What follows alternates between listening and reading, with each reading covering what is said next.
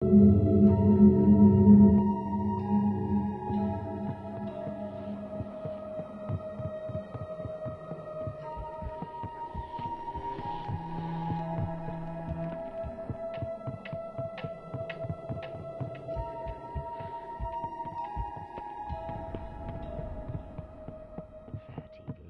and fatty.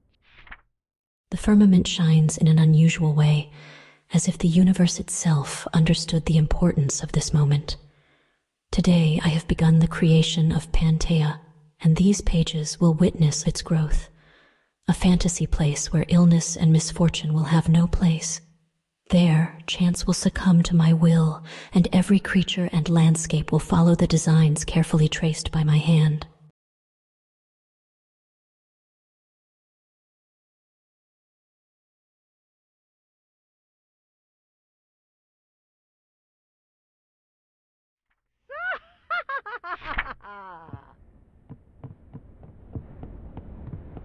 Fatty legs and fatty cheeks.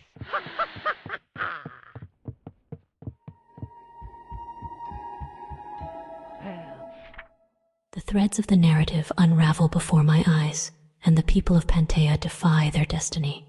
They need a beacon, a guide to direct their destinies. And so, in an act of necessity, I decide to create the fairies. But I cannot do it in the same way as with the rest, for their essence would be the same and their will equally uncertain. They must be born in the very bosom of Pantea, absorbing its history and being molded by its mysteries. But who could perform such an important task?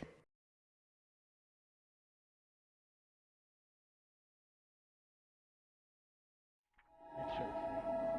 Healing children gives me a lot of vitality and magic flows through my body. After much reflection, only one figure rises in my thoughts. I look for Bruna, the witch of the forest, and I propose a deal. Give her the book of knowledge in exchange for her finding the way to create the fairies. But she asks for something else in return, a son. With no alternative, I accept, and she immediately dives into the book in search of answers.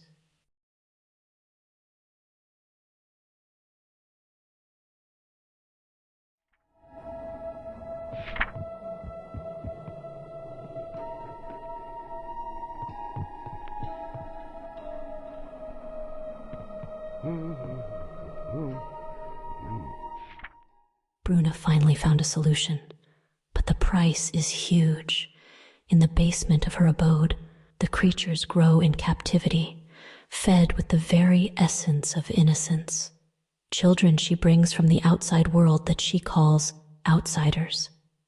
I face the contradiction of my creation and keep my part of the deal. I give the witch the child she so craves, while innocent lives die so that I can impose my will.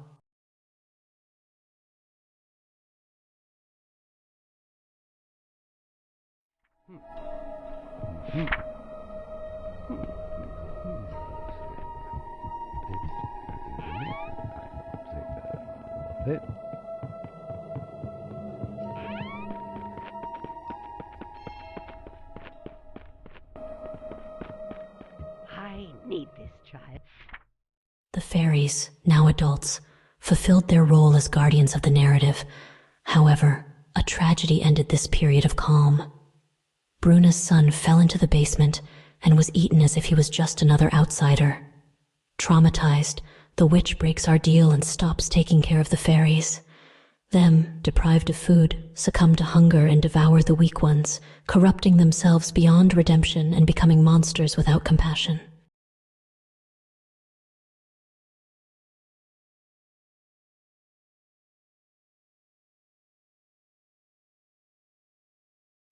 Oh, he seems quite innocent.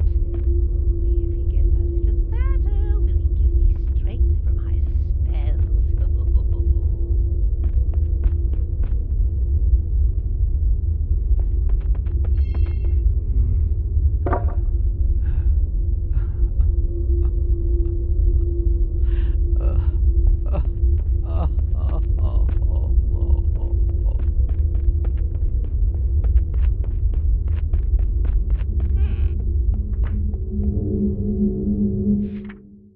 tried to relieve the witch's pain by taking the siblings to her abode.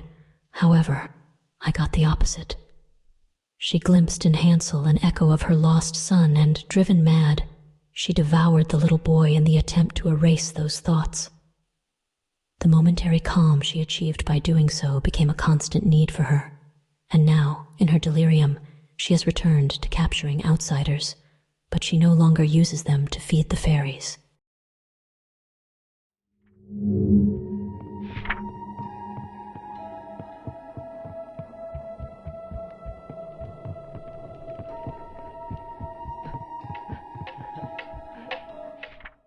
With no other alternative, I led the fairies to Bruna's abode in the hope that they could redirect her destiny, but she, in a desperate act, released the monsters.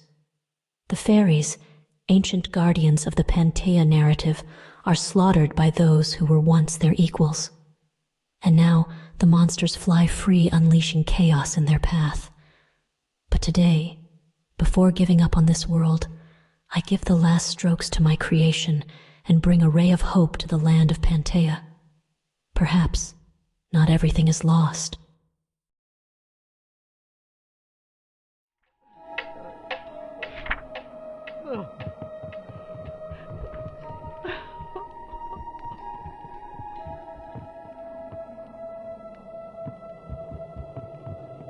Hey, what are you doing out of your cage?